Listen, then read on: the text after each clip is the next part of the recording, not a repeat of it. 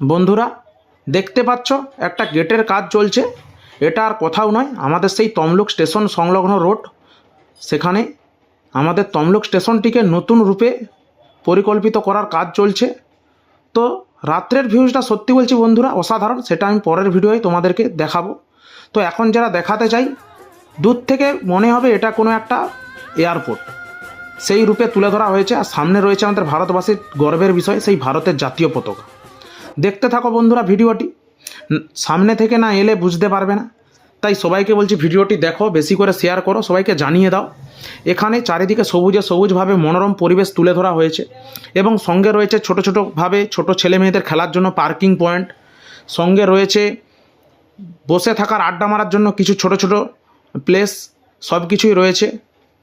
এবং দূর থেকে অসাধারণ মনোরম দৃশ্য, না এলে বুঝতে পারবে না। সবাই ঝটপট চলে আসো।